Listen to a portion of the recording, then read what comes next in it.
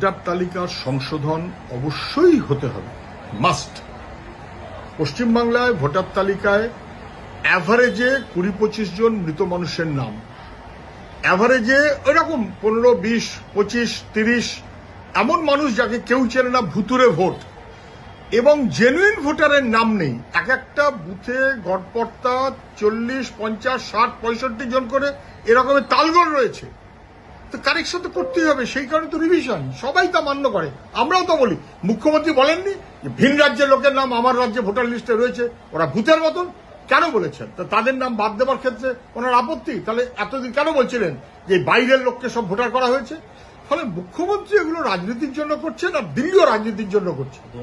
এটা কার্যত voter list সংশোধন করতে হয়। মুখ্যমন্ত্রী 2004-এ দারুণ সরব ছিলেন, তারপরেও দারুণ সরব ছিলেন। যখন বামপন্থীরা বা বাকিরা আমরা যখন ধরলাম যে সরকার তালগোল পাকিয়েছে, তখন মুখ্যমন্ত্রী একদম চুপ, ভেঙে বেড়ান, কিচ্ছু জানেন না। এখন উনি আবার না না করে বেড়াচ্ছেন। আপত্তিটা কোথায়?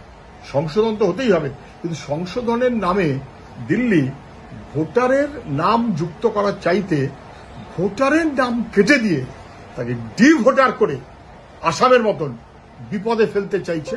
আপত্তিটা সেই কারণেই, রাজনীতি করার জায়গা না, মানুষের ভোটের অধিকারকে নিশ্চিত করার জায়গা।